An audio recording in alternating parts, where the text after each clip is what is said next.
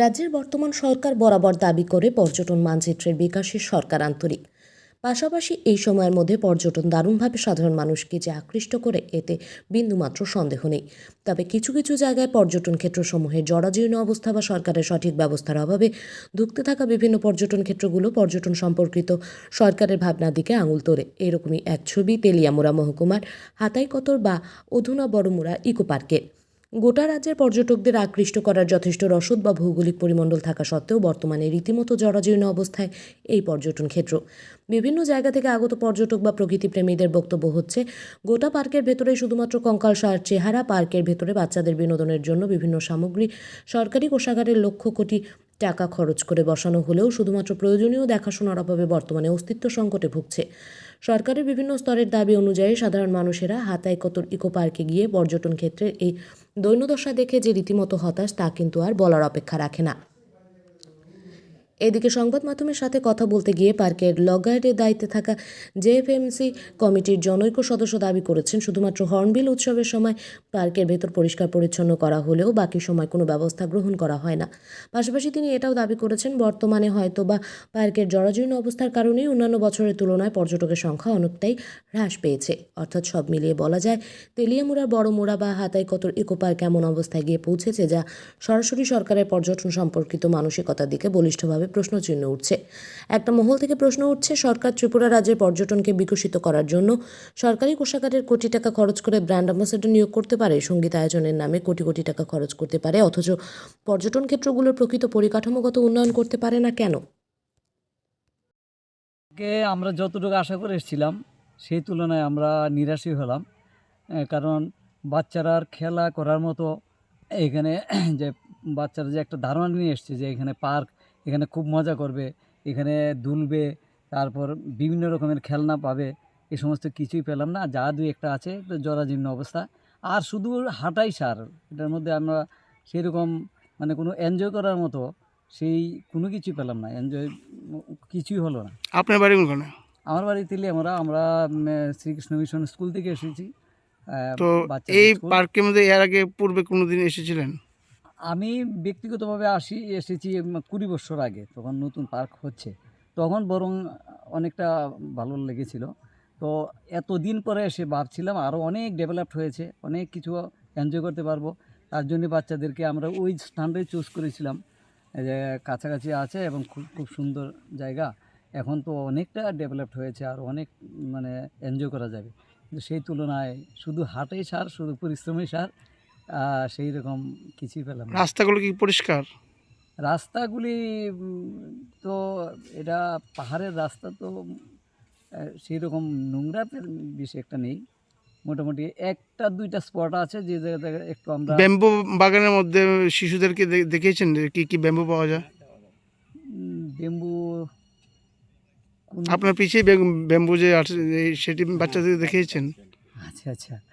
Tiger bamboo বা এসব bamboo না, দেখা আমরা যায় সেই এখন? না সেরকম আমরা স্পেসিফিক মানে সেই দেখিনি।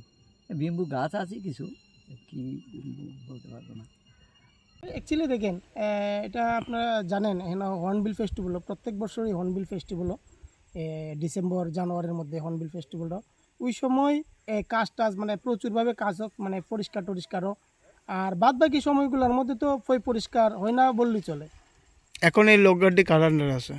ওখানে তো লগারটি কার আন্ডার আছে বলতে এর মধ্যে তো আমি তো জানি ট্যুরিজম ফরেস্ট ডিপার্টমেন্টে দিয়ে দিছে, আর না ট্যুরিজমের আন্ডার আছে, কারণ ট্যুরিজমের কোনো কর্তৃপক্ষের সঙ্গে তো আমরা কথাবার্তা হবো না, এটা ঠিক কইতে পারি না। আপনি এই মানে পার্কের কি আপনার? অ্যাকচুয়ালি দেখেন, এই যে লগহাটগুলো আছে, এই লগহাটটা আমরা হাওয়াইবাড়ি যে ফিমসির লগে একটা চুক্তি হয়েছে। তো আমি হাওয়াইবাড়ি যে ফিমসির একজন সদস্য। তো ওইটি আমরার আন্ডারে আমরা হাওয়াইবাড়ি যে ফিমসিটি মানে দেখভাল করি কি ট্যুরিজমের লগে মিললা।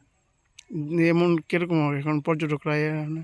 পর্যটক তো ওখানে এবছর খুবই কম, কারণ এবারে পর্যটক নাই। কারণ আমরা যখন এখানে বিভিন্ন যে আমরা দোকানগুলো আছে তাদের সঙ্গে যখন কথাবার্তা গিয়ে সেটা কই কেমন হয়, প্রত্যেক দিন তো হওয়া সম্ভব না।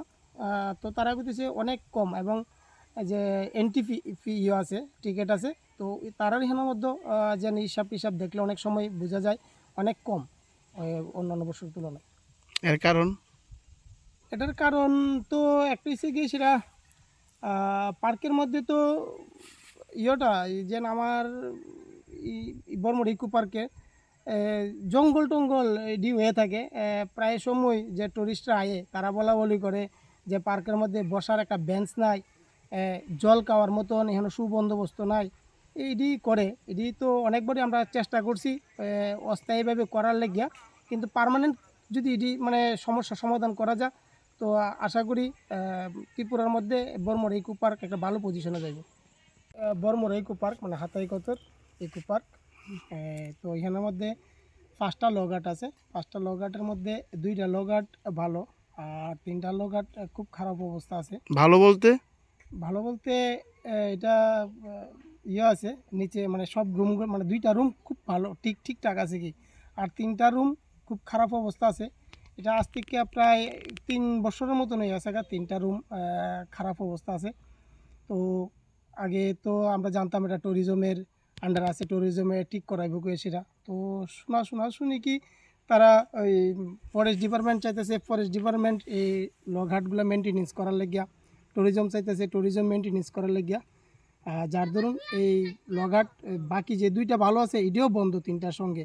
তো এখানে অনেক সময় পর্যটকরা এসেরা লঘাটগুলো দেখে এবং তারা থাকার ইচ্ছা প্রকাশ করে, কিন্তু দুর্ভাগ্য এটার চাবি টাবি আমার কাছে নাই, বা এখানে আমাদের যে কেয়ারটেকার আছে তার কাছেও চাবিগুলো নাই। তো দপ্তর থেকে কারোর নিয়োগ করা হয়েছিল না?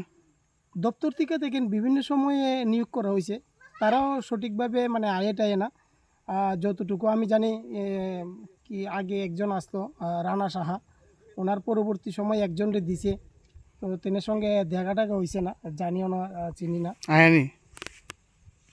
তো আই মানে আয়ুত্ত না, কই আয়ে না একদম। কেমন পরিষ্কার টরিষ্কার না যে জায়গাটি, কী কারণে? অ্যাকচুয়ালি পরিষ্কার না, এই জিনিসটা তো দেখে সেটা খারাপ লাগতেছে, খুব খারাপ লাগতেছে। যারা পর্যটকরা আয়ে সেটা নানান ধরনের কথা বলা বলি করে যে এত নোংরা হয়ে রয়েছে, তো এটি পরিষ্কারও না। এটা তো অ্যাকচুয়ালি ওখানে কার দায়িত্বে আছে এটাই তো আমরা জানতে পারতেছি না। ঠিক অ্যাকচুয়ালি কি ট্যুরিজম দেখবো না ফরেস্ট ডিপার্টমেন্ট দেখবো, এটাই তো বুঝতে পারতেছি না। এমনি এই পুরোটা জায়গা রাখার ট্যুরিজমের আন্ডারে? এই লঘাট যে কমপ্লেক্সটা আছে এটা সম্পূর্ণটা তো আমার জানা মতো এটা ট্যুরিজমের আন্ডারে আছে। এই রুমগুলো দেখলাম, এই যে রিসেপশন, এটাও একদম মানে জরাজীর্ণ অবস্থা, ক্যান্টিনটাও জরাজীর্ণ অবস্থা। হ্যাঁ, এটা জরাজীর্ণ অবস্থা। দেখেন এখানের মধ্যে টুরিস্টরা আইতো ওই জায়গার মধ্যে আসলো, আমরা ক্যান্টিনটা আসলো, খুব সুন্দর ক্যান্টিন আসলো বাঁশ বেতের, যেটা মানুষরা আকর্ষণ করতো। তো ওখানে তো দেখেন এরা চাল টাল কিচ্ছু নাই।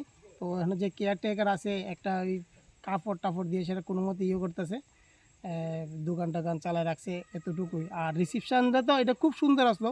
আপনারা যদি আজ থেকে 2-3 বছরের আগের এই জায়গাটা যদি দেখেন আর অনেক 2-3 বছরের পরে যদি দেখেন, এটা মানে দিন আর রাত মানে ফারাক হয়ে গেছে।